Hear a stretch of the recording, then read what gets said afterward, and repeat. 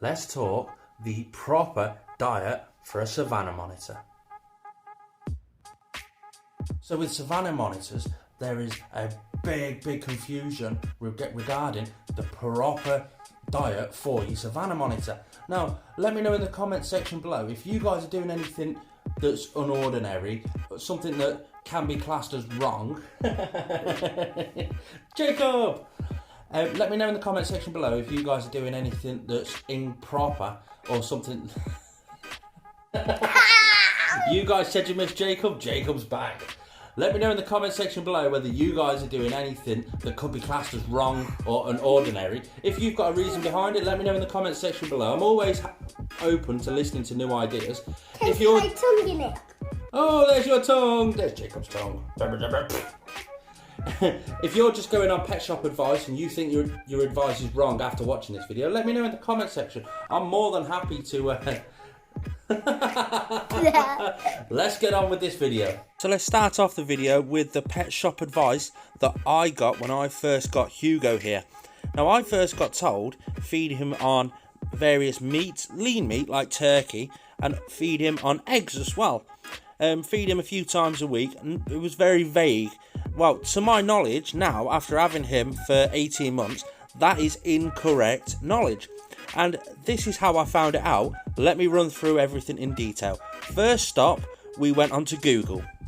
So we just opened up the internet. They've done this on our phone, as you can tell. There we go, I've spun it around. And all we typed into the top was Savannah monitor. I don't want to know what everybody else's view of the care is. I want to learn it all myself. So I typed in Savannah monitor and I went down and looked a couple of cool videos and all that sort of stuff. We found this one, Wikipedia. It's a thrive of knowledge. And you just have a little read on what's there. I found it quite interesting, a lot of the stuff that I did find. But I just kept going down, clicked on description, as you can tell just there.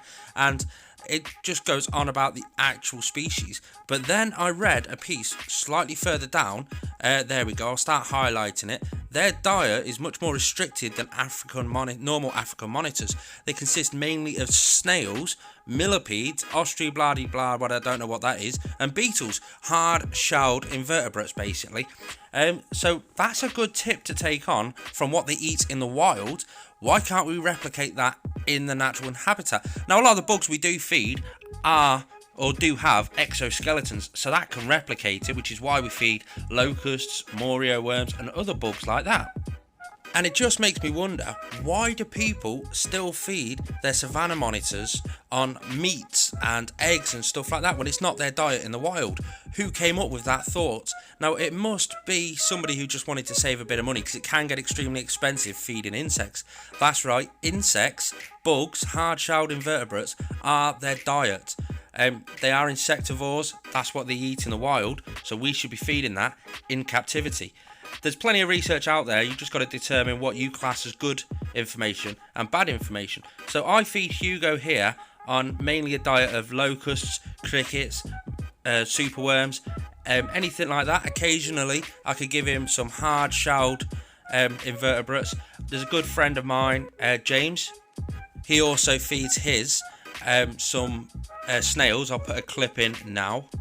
So this clip has come straight from James. He posted it on Facebook. I have got permission to use this clip, but he's playing around, he's cracking the shell open, and then he eats what's inside of it. How much enrichment is that also giving him, along with the correct diet that he needs? Now, they eat snails. We can't just pick up snails from outside in the UK. We'll have to go for the African species. So this has led me to a load of research on African giant land snails. Are they a part of their diet? Which is something I still need to do research into. Now, it can get rather expensive if you are feeding live food like your bugs and stuff to your animals. So if you want to learn how to breed your own superworms, I'll stick a link in the card above. Just click on that, it'll take you straight through to that video. But it is general insectivore related diet that you do need to feed your animal. Now, for babies, they need to be fed on average every day, but a small amount every day. These are a slow growing creature. If you've got one slightly older, just like Hugo here, he gets fed 3 times a week and not a massive amount of insects. And then when they do get a bit older, you can start feeding them a little bit less often, a couple of times a week, and feeding bigger amounts of insects and bugs to the animal. always keep in mind a Savannah monitor will not tell you when he's had enough food. He will just keep wanting more and more and more and more. So you have to determine when enough food is enough food. Don't wait for him to tell you when he's full. Hugo here, nearly 2 years old. He gets fed 10 to 20 bugs every 2 to 3 days. So you must always, with every feed that you give your Savannah monitor, you must always put calcium supplements on top of it. Now this one right here is calcium with D3. Now there is something called D3 overdose. You can overdose your animal on vitamin D3. Now that is totally correct with daily feeders like bearded dragons. What's up, little man? Hugo's there. He's burrowing away. That is perfectly true with daily feeders like your bearded dragons. With your Savannah monitor, it only feeds 2-3 times a week.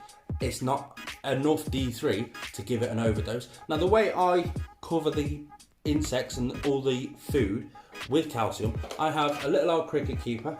I grab a piece of it. Do you want to tip some in? See the little holes? It comes out there. Do you want to pour it in? Yeah. Give it a shake. There we go, that's it. Put your bugs in, give it a shake, feed them to your Savannah monitor. Now for your animal to be able to absorb all the nutrients in the calcium and the vitamin D3, you need to have the correct UVB lighting along with the correct temperatures and the correct heat for your animal to be able to absorb all those nutrients. For me, I use 2 different 12% UVB strip lights spreading the length of the enclosure, and I've got 2 UVA heat bulbs set on a timer, 12 hours on and 12 hours off. My basking spot temperature is set at 135 degrees Fahrenheit with a decent ambient temperature as well. You need to piece together all those bits of the puzzle to be able to get your animal to absorb the calcium and the vitamin D3 into his body, along with all the vitamins and the nutrients that are in your gut loaded live food. Everything is a piece of a puzzle that needs to be put together perfectly for your animal to strive in captivity. But what happens if you do continue to feed your animal on a huge diet of meat? Well, that's where the joy of these pets ends. There is a disease called fatty liver disease, and it's extremely common in Savannah monitors in captivity that are fed and cared for slightly incorrectly. Everything has to be perfect. So again, for our added knowledge on this topic, we went back to Wikipedia on Google and figured out what their natural exercise is in the wild. Now, Savannah monitors run around the wild all day long searching for food, searching for cover, searching for burrows and heat and all this sort of stuff. And that's what we don't give them in captivity, enough space to run around and burn off all those calories. So that's one contributing factor to them getting fatty liver disease. Another one is the food that they're fed on. So if these are fed on a meat-based diet and they don't get the exercise that they require, they are going to be guaranteed to get fatty liver disease. It is a deadly disease, so we want to avoid that as much as possible. So if you keep your Savannah monitor very lean on insect diet and give him enough space in the enclosure to be able to run around and do some exercise, then you're going to be having a successful long life with your Savannah monitor. And yet another common disease that does come about very, very often in Savannah monitors is a disease called metabolic bone disease. Now, I've done a video on that. I'll link it in the cards above right now if you want to go and check that out. It's a disease that makes all their bones very weak, fragile, brittle, bendy, and they can't support their own weight. They become very, very ill. Again, another deadly disease that's only available in captivity. So we cause this disease. How can we stop this disease? The correct calcium powder on every food and the correct UVB lighting changed at the correct times. So it's again back to the importance of UVB lighting. Again, we've got 2 strip lights of 12% UVB light and the correct UVA lighting coming from the heat bulbs.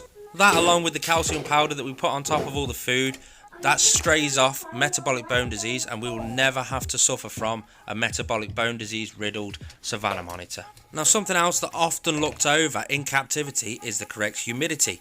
Now, in the wild, these come from the sub-Saharan African areas and they need a good humidity. The humidity out there right now is 75% humidity. So we have to keep the humidity up. I keep it up by spraying down his substrate. He has a deep substrate so that he can burrow. The moisture helps the burrows stay together and increases the humidity to a perfect level where it will help digest his food and help his body retain the water that he needs. Jacob, who have we just fed?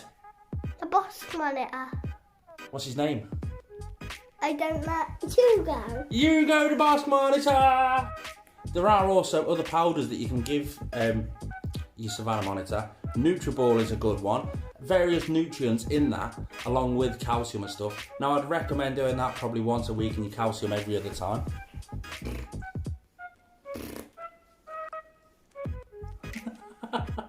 So if you've learnt anything, make sure you hit that thumbs up button, like, subscribe, and when you're down there, hit that little notification bell next to it. Click on all. That way you'll get notified next time I do upload a video.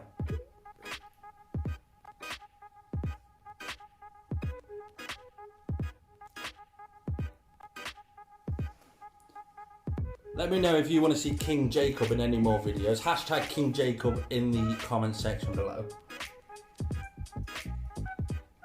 Are you a chameleon?